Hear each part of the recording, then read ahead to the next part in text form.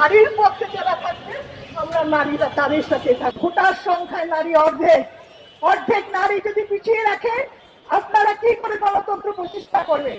আমাদের সংগঠনের নেতৃবৃন্দ এবং সাংবাদিক ভাই অবস্থা, আমরা আজকে অনেক ক্ষোভ দুঃখ কষ্ট নিয়ে দাঁড়িয়েছি। আমরা না মানুষ, কিন্তু আমাদেরকে এখন আমাদের মানুষ হিসেবে দেখছে না। নারীকে নারী ভাবছে, নারীকে ঘরে নিয়ে যেতে চাচ্ছে, নারীকে কর্মঘণ্টা কমিয়ে যেতে চাচ্ছে, নারীকে নারী বানাতে চাচ্ছে। আমরাও কিন্তু এই সমাজের নাগরিক, আর এই নাগরিক হিসাবে আমারও একটা ভোট আছে। আপনারা নিশ্চয়ই জানেন আমাদের ভোটার সংখ্যায় নারী অর্ধেক, অর্ধেক নারী যদি পিছিয়ে রাখে আপনারা কি করে গণতন্ত্র প্রতিষ্ঠা করবে? আপনারা কি করে মানুষের উপকার করবে, মানুষের পাশে দাঁড়াবে?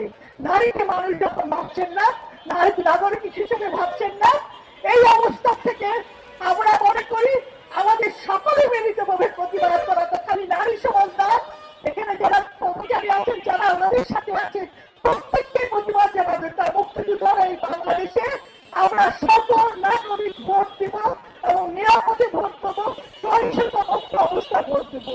কিন্তু কোনোভাবেই দেখছি না আমাদের অন্তর্বর্তীকালীন সরকার কোনো দায়িত্ব নিয়ে কাজ করছে। আমাদের নির্যাতন হচ্ছে, কোন রকম মামলা হচ্ছে না।